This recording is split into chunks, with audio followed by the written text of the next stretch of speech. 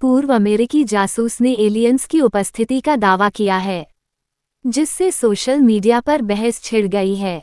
उन्होंने अमेरिकी सरकार पर दशकों से यह जानकारी छुपाने का आरोप लगाया है।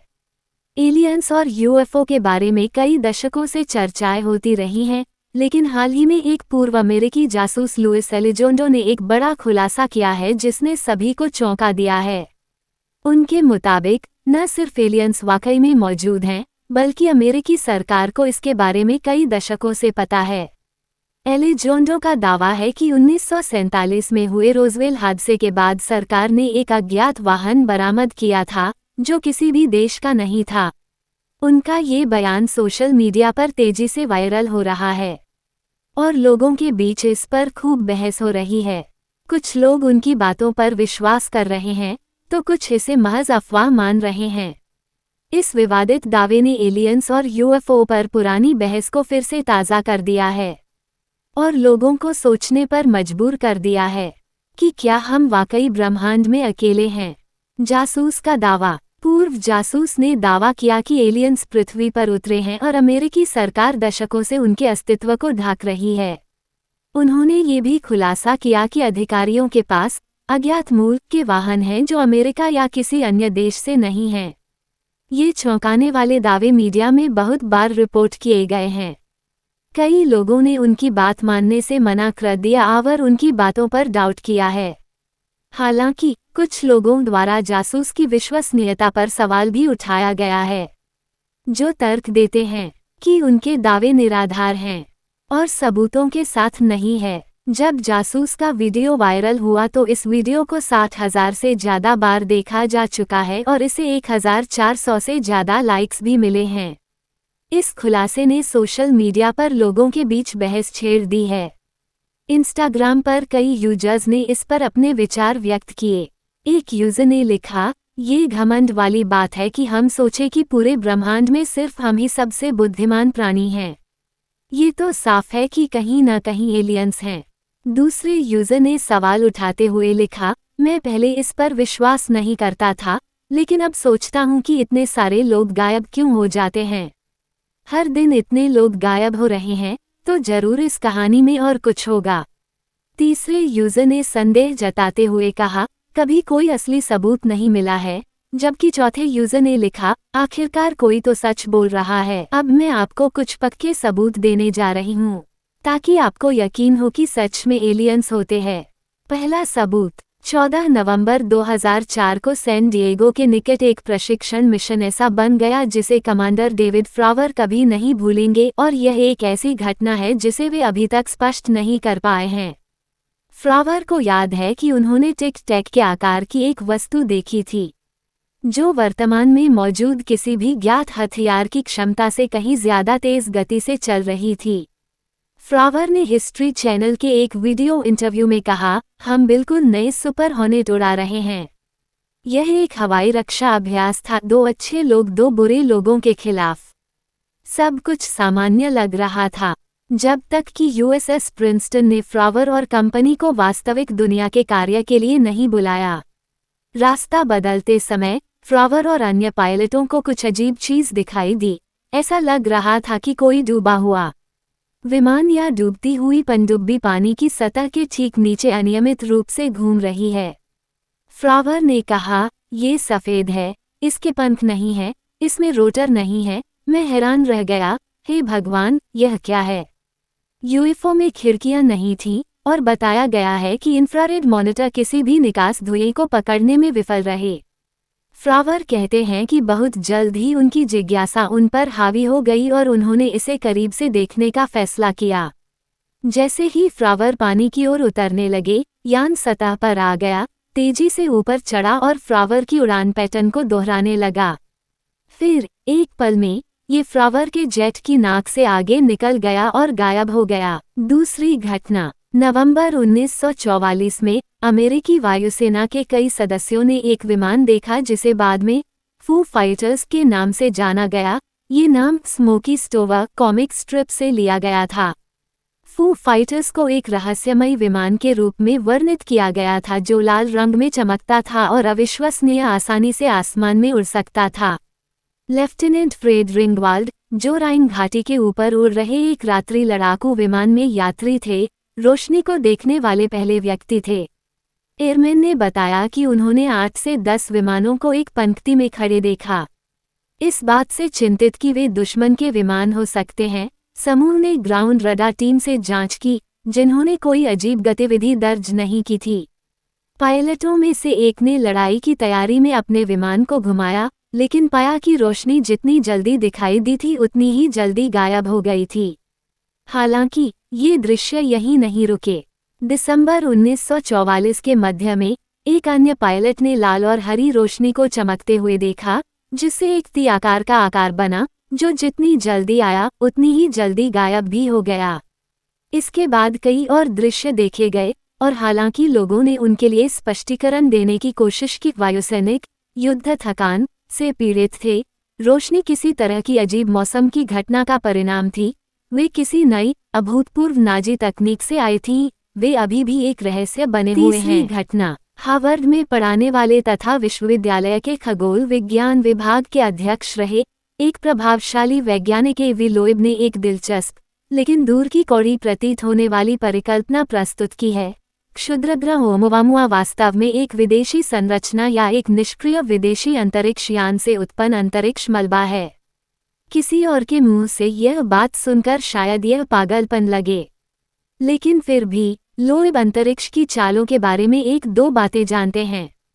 हालांकि सत्यवादी ओमुवामुआ सिद्धांत को आत्मसात कर रहे हैं, लेकिन लोएब के सहकर्मी इस बात से बेहद निराश और परेशान हैं कि उन्होंने जो कहा है उसे वे ईमानदार वैज्ञानिक जांच का अपमान कह रहे हैं।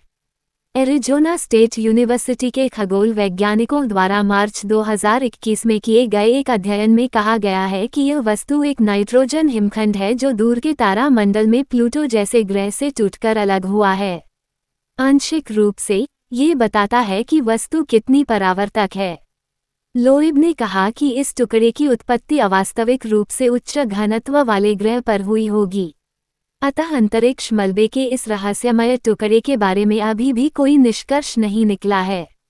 चौथा सबूत, 21 मार्च 2022 को नासा ने पुष्टि की कि बाह्य ग्रहों की संख्या 5000 से अधिक है, और हम उम्मीद कर सकते हैं कि यह संख्या और बढ़ेगी, क्योंकि हम अंतरिक्ष के निचले क्षेत्रों की जांच करने में सक्षम प्रौद्योगिकी में सुधार कर रहे हैं।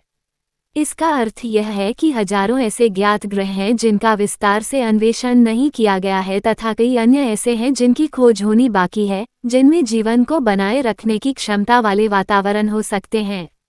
पांचवा सबूत, यदि ब्रह्मांड में इतने सारे अन्य ग्रह हैं, तो हर कोई कहाँ है? ये सवाल नोबेल पुरस्कार विजेता भौतिक विज्ञानी एनरिको फर्मी ने 1950 में पूछा था। इस मामले पर उनके बाद के विचार प्रयोग को फर्मी के विरोधाभास के रूप में जाना जाता है।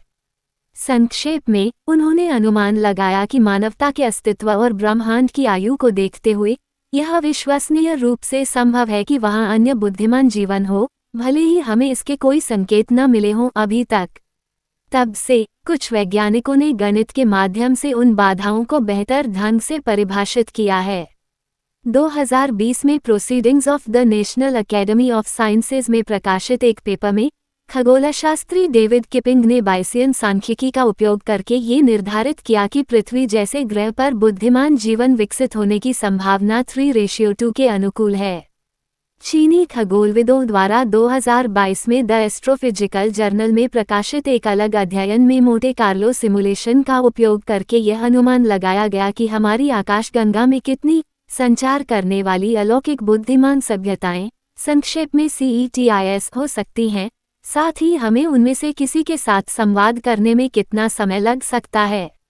शोधकर्ताओं ने निर्धारित किया कि मिल्की वे में 42,000 से 111 CETIS हो सकते हैं। उन्होंने ये भी निर्धारित किया कि हमें उनसे संवाद करने में 2000 साल से 400,000 साल तक का समय लग सकता है। छठी घटना, न्यूयॉर्क मैगजीन के इंटेलिजेंस के अनुसार 2007 में रक्षा विभाग DoD ने advanced aerospace threat identification programme ATIP नामक एक कार्यक्रम बनाया था, जिसका उद्देश्य अंतरिक्ष से संबंधित ऐसी घटनाओं का अध्ययन करना था जिन्हें आसानी से समझाया नहीं जा सकता था, जिनमें आमतौर पर उच्च गति वाले अज्ञात विमानों का दिखना शामिल था।